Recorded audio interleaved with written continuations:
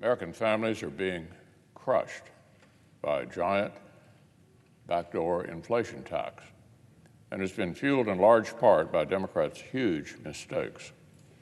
Month after month, families pick up the newspaper, flip on the television, and hear that Democrats' inflation is setting new 40-year records.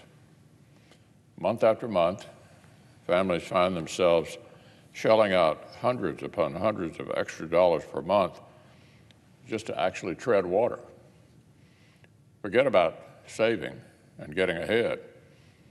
In this Democrat-run economy, working Americans have to shell out hundreds of extra dollars every month just to remain standing still.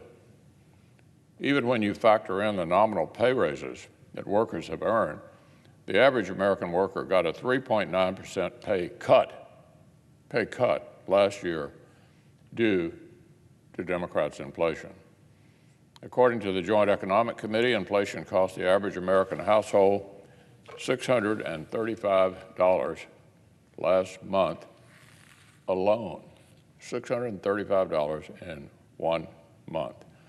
For families in Colorado, the combined effects of Democrats' inflation and higher household spending put that number at a staggering $825.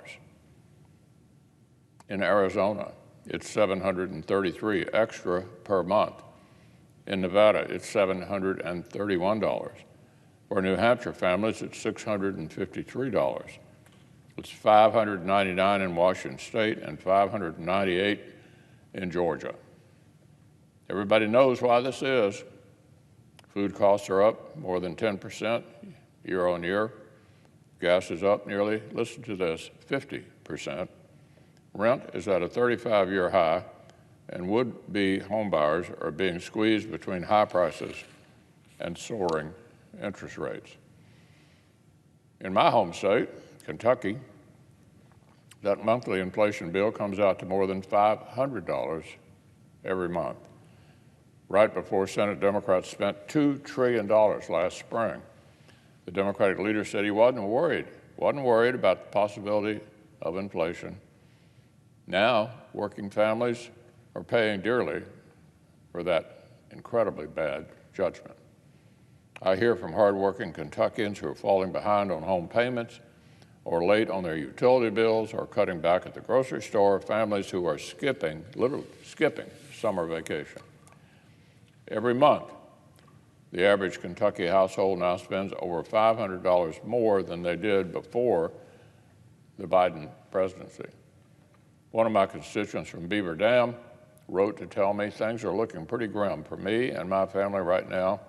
Everything is too expensive. His family was already giving up buying chicken and beef at the grocery store. Next, they may have to stop making car payments. They're literally out of slack. Another constituent from Science Hill told me that his family is maxing out credit cards to stay above water. He's watching as the Democrats who control Congress continue to advocate for more reckless spending and laments that Washington does not appear to understand what's happening to our heartland.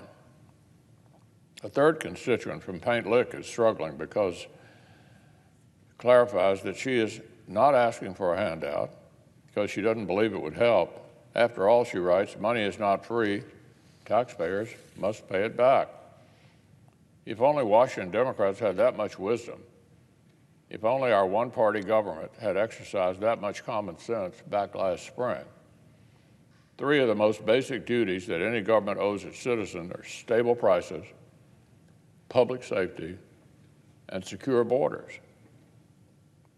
Stable prices, public safety, and secure borders.